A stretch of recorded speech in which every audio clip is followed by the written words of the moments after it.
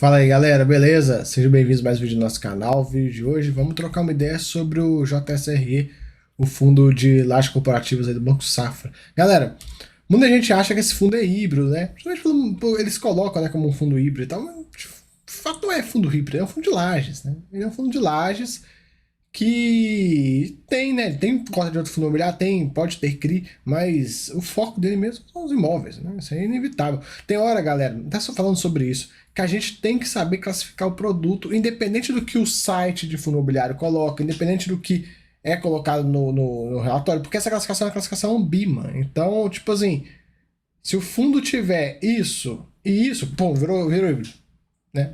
Ah, mas veja bem, não, isso é a classificação BIMA, então acaba que tem esses problemas, digamos assim. Por exemplo, a gente está falando de 2,4 bi em imóveis, né? Em lajes.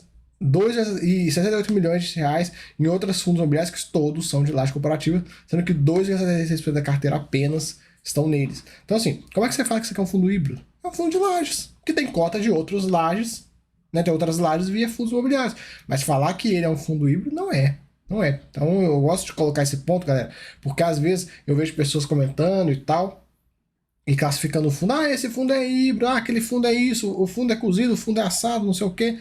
Só que isso baseado no quê? Na classificação da Ambima, né? Então você tem que entender, saber bater o olho e falar, não, peraí, alto lá, isso aqui não é híbrido, isso aqui é laje, né? E é aquela coisa, galera, também. Outro ponto, né?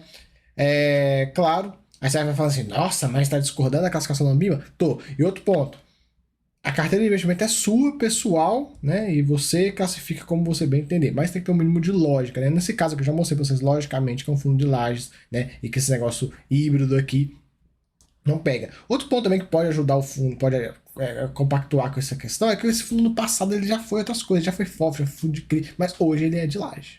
Ponto. Final. É um fundo de 2,4 bi, quase seus 100 mil cotistas, dá uma liquidez boa, quase 3 milhões aí, legal. Teve aí, a gente já falou do dividendo no mês, né? Que foi padrão lá, os 46 centavos que você paga e tudo. E isso já tá dando um resultado aí analisado de menos de 7%. Já tá ficando pressionado, hein? Será que vai continuar subindo essa cotação? Será que não vai. Será que não tem topo, não? A gente fica aí de olho. De fato, o mercado ele andou muito. Aqui, ó, ele começa falando um pouco sobre o fluxo de visitas dos imóveis, que na visão dele está tendo aí um maior fluxo de visitas e tudo mais.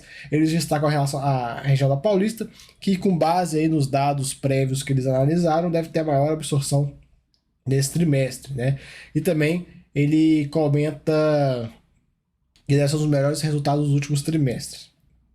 Berrini e Chucre é observada maior movimentação de empresa buscando espaços, né, refletindo dados do segundo semestre do ano. Em relação ao JSRE, fatores que ajudam a prospectar novas locações são a qualidade dos ativos e a localização. De fato, a localização e a qualidade é muito boa. Ele comenta sobre a taxa de ocupação, ó, no fundo, como é que veio reduzindo a vacância, né? Ele reduziu bem. Esse fundo, galera, que reduziu a vacância muito forte de um trimestre para o outro, depois isso meio que estagnou. E por que estagnou? Eu mostro aqui para vocês. Olha só. Eu vou mostrar só a manchete, porque eu não pago o valor, mesmo se eu pagasse eu também não poderia mostrar. Vacância de escritórios em São Paulo cresce com novos estoques. Cidade tem absorção líquida positiva no segundo trimestre, mais insuficiente para balancear novas entregas de lajes corporativas. Então, qual que é o cenário de São Paulo? Tá tendo nova locação. Só que tinha tanto prédio em construção que o que locou. Vamos lá, vamos desenhar para vocês. O que locou de área foi inferior ao que foi de área nova construída. Então você teve isso locado e isso construído, área nova disponível, aumento de área na cidade. Logo vai ter um aumentozinho na vacância aí da cidade como um todo, né? Já, e sim, esse mercado de lajes, galera, por mais que já tá numa recessão e tal, não é igual, por exemplo, um galpão logístico. Você constrói um galpão em 10 meses, o galpão tá pronto. Não, o laje cooperativo demora um pouco mais. Então, imagina, o cara começou a construir o prédio lá antes da pandemia. Aí estourou a pandemia. Constrói o prédio, porra, vai parar o prédio. Por exemplo, um exemplo que a gente teve disso foi o XPPR, que o prédio ficou pronto aí de pouco tempo, né? E tá vago. Então vocês conseguem ver essa questão. Outro ponto, olha que interessante já isso aqui. Mercado de lajes cooperativas de alto padrão tem semestre positivo no Rio. Por quê? Sem inauguração de novos empreendimentos.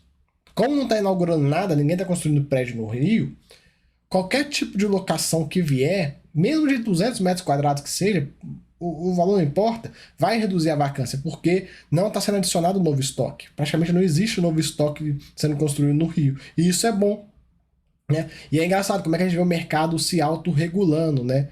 Não precisa de vir governo, governador, fazer lei, isso e aquilo. Não, o mercado se autorregulou. A partir do momento que o mercado de escritórios do Rio ficou ruim, pararam de construir, a vacância ficou alta, mas cessaram as construções e pronto, tá lá quieto. O aluguel caiu e agora a gente vai vendo devagarinho uma locação aqui, uma locação ali e tal, e o mercado reagindo, mesmo devagar, mas reagindo. Então a gente vê como é que a questão de oferta, demanda, procura, etc. Isso aí é uma lei soberana e faz total sentido, né? Hoje ninguém vai investir dinheiro num galpão não, desculpa, numa laje no Rio de Janeiro. Então quem tem laje lá e tá com vacância, isso é um ponto positivo para eles, porque aí vai reduzindo. O cara não precisa, né, não tem esse risco do cara ter um prédio que já está construído há, sei lá, vou chutar um tempo, 5 anos, 5 anos é novo, vai, 15 anos, um prédio que é legal, mas não tão legal quanto um prédio que acabou de ser construído. Ele não tem esse risco. Já em São Paulo tem. Já em São Paulo, como tem, toda hora lança um prédio novo e tal, é aquela coisa, você vai ficar num prédio velho, pra quê? Se você tem um prédio novo que acabou de ser construído, que o dono tá louco pra encher ele, porque o prédio tá 100% vago, o dono tá louco pra encher ele, tá dando todas as condições possíveis e imagináveis para alugar. Então por isso que o novo estoque ainda tem essas questões todas. Ele explica do gráfico, como eu falei com vocês, estagnou. Quem é membro do canal já viu, né, a gente falando aí do mercado de laje do primeiro trimestre, como é que foi. Eu já fiz alguns pequenos comentários aqui, mas deixei esse comentário para quem é membro. A gente viu os dados de vacância por região, etc, etc, etc. E de fato está meio estagnado São Paulo. Vamos ver o do segundo trimestre como é que vai ser, se vai aumentar a vacância de São Paulo. Ele fala sobre o GPM, que é responsável por 1/3 da carteira do fundo, né, dos reajustes, e segue tendo uma deflação elevada. E ele comenta que essa deflação não deve causar impacto negativo nas receitas contratadas, que são corrigidas pelo índice. Legal, né? Proteção contra a deflação. Isso é bom, galera, porque muito fundo, principalmente de laje, tem GPM no meio. E não é todo mundo que está comentando sobre essa questão. Então a gente fica sem saber, né? De fato, a gente fica sem saber se vai impactar o GPM negativo ou se não vai. Então aqui, pelo menos no JSRE, a gente já sabe que não vai impactar, o fundo está livre deste efeito. Na DRE do mês, a gente teve a despesa veio bem mais elevada, né? Ele coloca que ele pagou algumas obrigações de forma antecipada. Imagino que seja alguma coisa no tocante da alavancagem. E aí elevou bastante a despesa. Quase 4 milhões, quase 25% de toda a despesa no primeiro semestre. A gente vê aí, ó, despesas administrativas, despesas operacionais. Ele não descreve o que é despesa financeira e tal, então eu imagino que seja. Aqui o histórico de rendimentos dele. Gerou no mês 40, pagou 46, usou reservas, né? Aqui o retorno dele não desde o início, porque desde quase o início. Deixa eu só desligar esse frigobar. Esse frigobar velho de hotel, parece que um avião decolando do meu lado. Enfim, o retorno dele, né, desde 14. A liquidez é boa, a gente vem mantendo a média dos últimos meses. A carteira dele, estamos falando aí de 2,5 bi em imóveis, viu, galera? Não tem nada de híbrido nisso aqui, não. 97% do fundo são imóveis. A gente vê, sendo que o grosso tá no Tower Bridge, né? Menos da metade, um pouquinho menos da metade.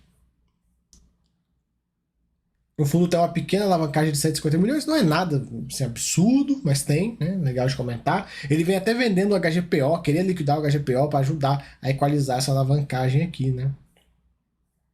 Esse fundo tá longe de conseguir fazer uma emissão, hein, galera? Esquece, vai demorar demais. Vamos ver, às vezes ele vende algum ativo para equalizar, né? A gente tem aqui o Pride do Botafogo, que dos que tem cara de ser vendido, além dos fundos imobiliários, é o Pride do Botafogo aqui que tem mais chance. Outro ponto seria legal ele trabalhar para liquidar esses ativos todos que ele tem, né?